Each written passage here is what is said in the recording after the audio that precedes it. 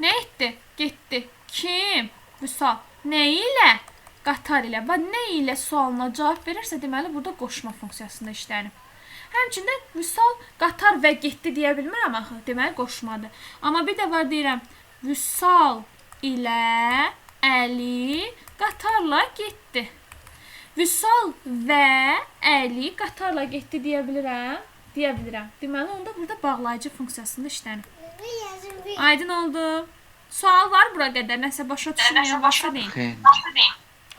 Yox. Yox. Tamam. Allah. Sonra keçirəm ədata. Vacib çalışıram, vacib nüansları hamısını qeyd eləyək, testlərə düşəm. Ədat. Cümlənin bayaqda dediyimiz kimi təsir gücünü artıran köməkçi hissəsidir. Ədatı çıxarsan, cümlənin mənası itməz, amma təsir gücü azalar. Ədatda qüvvətləndirici ədatlar var, dəqiqləşdirici ədatlar var, sual ədatları, əmr ədatları, arzu ədatları, təsdiq və inkar ədatları var.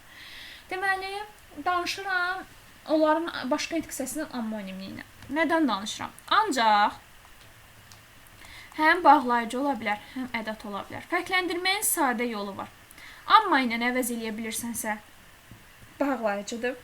Amma yalnızla əvəz eləyə bilirsənsə, ədat funksiyasında işlənir. Bir də ki, yəni bağlayıcısı. Yenə ədat ola bilər, yəni. Bir də bağlayıcı funksiyasında işlənə bilər. Sonra ki, ən çox testdə düşən. Həm bağlayıcı ola bilər, həm ədat ola bilər.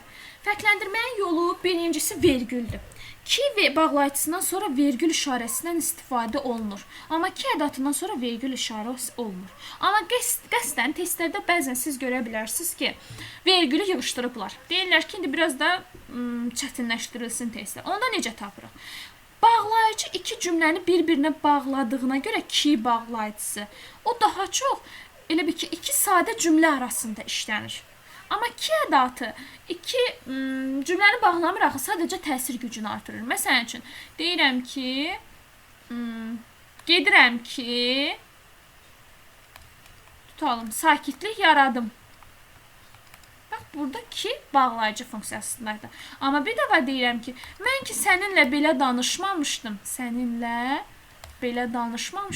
Burada sadəcə təsir gücünü artırır. Bir dənə də bir şey deyə bilərəm. Xəbərdən sonra gələn ki çox vaxt bağlayıcı olur. Amma adi nitq hissələrindən sonra gələn ki ədat olur. Bir də ədat kimi olanda nə vaxt xəbərdən sonra gələ bilər? Sual cümlələrində ki sual ədatı da var. O zaman işlənir ki, məsələn, gedirsən ki, bax burada sual ədatı vəzifəsində işlənir. Sual cümləsinin sonunda gəlir və sual ədatı. Deməli ki, həm bağlayıcı ola bilər, həm ədat ola bilər. Birinci fərqləndirməyimiz ki, bağlayıcısından sonra vergül qoyulur, ədatından sonra vergül qoyulmur.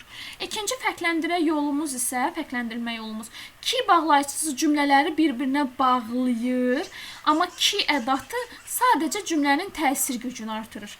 Və ona görə də ki bağlayıcısı daha çox birinci sadə cümlədən sonra gəlir, digər sadə cümlənin başlanğıcında işlənir. Amma ki ədatı sadəcə qüvvətləndirmə funksiyasını yerinə yetirir. İstisna hallarda ki xəbərdən sonra gələr ki, onda da sual ədatı vəzifəsində çıxış eləyə bilər. Sonra danışıram. Başqa. Bir də əmr ədatları var. Qoy, bax, gəl, gör, gəlin, gəlsənə, bax bunlar. Qoy, bax, gəl, gör, görün. Bunlar həm işlənə bilər, deməli, həm işlənə bilər feil kimi, həm də ədat kimi işlənə bilər. Sadə bir yol deyim sizə, uşaqlar. Əgər cümlədə müstəqil şəkildə işlənə biləcək feil varsa, deməli onda bu ədatdır. Qoy, bax, gəl, gör. Amma müstəqil şəkildə işlənə biləcək feil yoxdur və suala cavab verirsə, deməli onda işlənəcək bunlar əsas feil. Məsəl üçün deyirəm kitabı stolun üstünə qoy. Bir də var, qoy, mən də gəlim.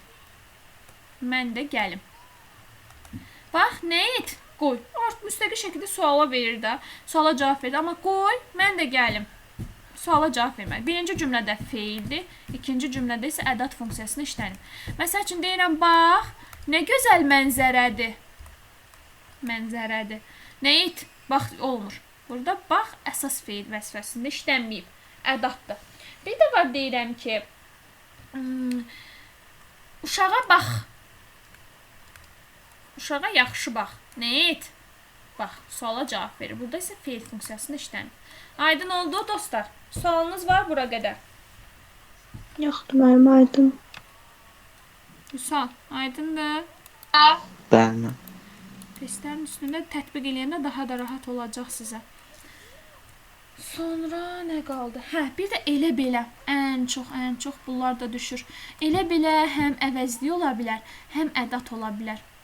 Yadınızda saxlayın. Məsəl üçün deyirəm ki, elə oxudu, hamının ürəyinə toxundu. Necə oxudu, elə oxudu. Burada əvəzlik vəzifəsində işlənib. Bir də var, elə qapıdan içəri girmişdim ki, yağış yağmağa başladı. Bax, burada suala cavab vermir. Burada isə cümlənin təsir gücünü artırır. Ədat funksiyasındadır. Aydın oldu? Yəni, bunu tapmanın yolları var. Evet. Bir də dadə. Həm bağlayıcı ola bilər, dadə, həm də ədat vəzifəsində işlənə bilər. Həm bağlayıcı ola bilər, həm də ədat ola bilər. Fərqləndirməyin yolu. Bəzi müəllimlər, bəzi yerlərdə hətta dadə. Bəzi yerlərdə hətta deyirlər ki, dana ilə bəzi bölgələrimizdə istifadə olunur da, dialekt kimi dana ilə əvəz eləyə bilirsənsə, ədatdır. Bəzi yerlərdə buna da rast gələ bilərsiniz. Məsəl üçün deyirəm ki, Vüsal da iştirak etdi. Vüsal da gəldi. Məsələn, belə də deyə bilərik. Gəldi. Bir var deyirəm. Yatda bala. Bir də dadəni yerli çalın şəkilçisi kimi görə bilərsiniz. Evdə, vergüldə bunlar şeydə yazım. Mötərizədə. Evdə sakitlikdir. Birinci cümlədəki dadə Vüsal da gəldi. İştirak məzmunu bildirir. Birinci cümlədəki dadə iştirak məzmunu bildirir. Vüsal da gəldi. Deməli, hamı iştirak edib. Məsələn, sinifdəki bütün uşaqlar gəlib. Deyirəm, Vüsal da gəldi. Burada bağlayıcı funksiyasında işlənib. Bir də var deyirəm, yatda bala. Burada ədatdır. Bir də deyirəm, evdə sakitlikdir. Buradakı isə yerli halın şəkilçisidir. Dadə yerli halın şəkilçisi funksiyasında işlənib. Sonra başqa nə qaldı? Demədiyimiz. Məncə bir də bir söz qabağınıza çıxa bilər. Bir həm ədat ola bilər, həm də say funksiyasında işlənə bilər. Əgər 1-i 2 ilə, 3 ilə, yəni başqa saylarla əvəz eləyə bilirsinizsə, deməli saydır. Əvəz eləyə bilmirsənsə ədatdır. Məsələn deyirəm, bir Bakının gözəlliyinə bax. Məsələn, deyirəm, iki Bakının gözəlliyinə bax deyə bilirəm, deyə bilmirəm. Deməli, burada ədat kimi işlənib. Bizə bircə nəfər də lazımdır. Nəfər, adam lazımdır. Bizə bircə nəfər adam lazımdır. Buradakı bir isə nədir? Say vəzifəsində işlənib. Çünki 2, 3, 4 nəfər adam lazımdır deyə bilirəm. Sonra keçirəm modal sözlərə. Modal sözlər danışanın ifadə etdiyi fikrə münasibətini bildirən köməkçi nitq hissəsidir. Modal sözlərin mənaca növlərini soruşacağıq yenə. Qeyd edirəm, yəni yadınızdan çıxmasın ki, bunların mənaca növlərini mən sizdən soruşacağam. Ümumi olaraq desək ki, modal sözlərin mənaca təsdiq bildirən, güman şübhə bildirən, bənzətmə müqayisə bildirən, təəssüb bildirən, fikri mənbəyini bildirən növləri var.